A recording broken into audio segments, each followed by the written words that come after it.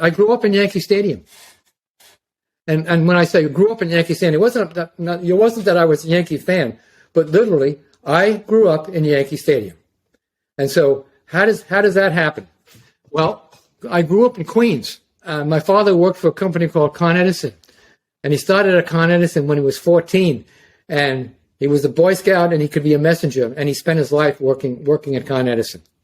And in order to support the family, and we had 4 kids total, he had a second job. And on nights and on weekends, he worked at Yankee Stadium and sometimes at the Polo Grounds as an usher. And to take me and my brother out of my mother's hair for some of the weekends and things, he would take us up to Yankee Stadium very early, and we would stay very late because that's what the ushers had to do. And he'd sit us in any empty seat, and if it got filled by somebody who had a ticket, we just moved to some other seat.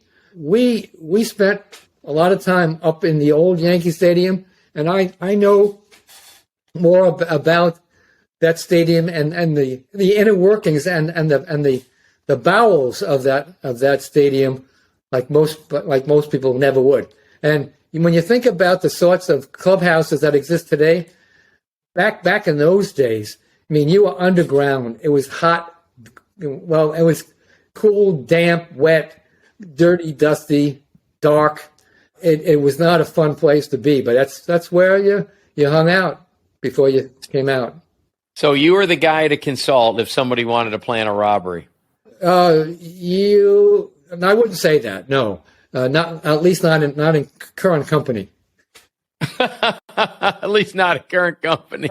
And the bad part of that was I lived in a very Brooklyn Dodger part of Queens, so I was an outcast because I was a Yankee fan. But I didn't care. The Yankees were my team, and I say my team BS. That was before Steinbrenner, and if you remember, I mean, for a good part of the time that I was at Road and Track, it was owned by CBS, and CBS had gotten into an acquisition stage of its life, and so they were buying up all sorts of multimedia stuff, and among them they bought the Yankees and sort of destroyed that franchise.